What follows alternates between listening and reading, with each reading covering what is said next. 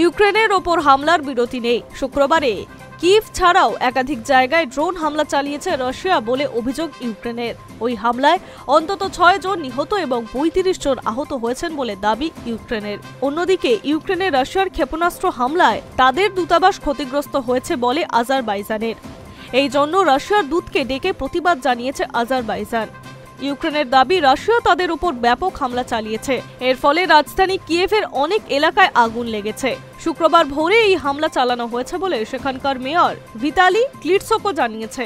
সেখানে ধারাবাহিক শক্তিশালী বিস্ফোরণে মৃত্যু হয়েছে অন্তত 6 জনের। আহতদের মধ্যে 5 জনকে হাসপাতালে ভর্তি করানো হয়েছে। তাদের মধ্যে একজন গর্ভবতীও হয়েছেন। এক প্রতিবেদন অনুসারে জানা যাচ্ছে কিয়েভের সামরিক প্রশাসনের প্রধান টাইমুর তাকাচেঙ্কো টেলিগ্রাম মেসেজিং অ্যাপে লিখেছেন, রাশিয়ানরা আবাসিক ভবনগুলোতে আঘাত করছে। প্রায় প্রতিটি জেলায় বহুতল অ্যাপার্টমেন্ট ভবন ক্ষতিগ্রস্ত হয়েছে। তিনি জানান, এই হামলায় কিয়েভের হিটিং সিস্টেমও ক্ষতিগ্রস্ত হয়েছে।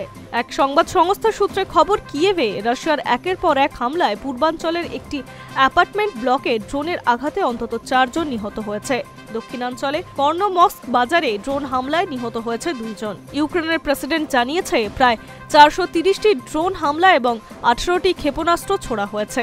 এতে কয়েক ডজন বহুতল ভবন ক্ষতিগ্রস্ত হয়েছে। হিসেব করে এই জঘন্য হামলা চালানো হয়েছে বলে দাবি ইউক্রেনের। অন্যদিকে এই হামলায় কিয়েভে রাশিয়ার ব্যাপক ড্রোন ও ক্ষেপণাস্ত্র হামলা আজারবাইজানের দূতাবাস ক্ষতিগ্রস্ত হওয়ার ঘটনাও ঘটেছে।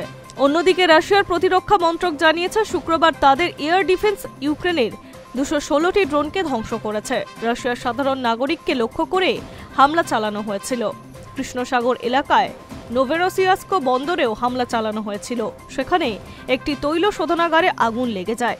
একটি জাহাজ এবং অ্যাপার্টমেন্ট ব্লকেও আঘাত লেগেছে বলে জানিয়েছে আধিকারিকরা। Hi news network.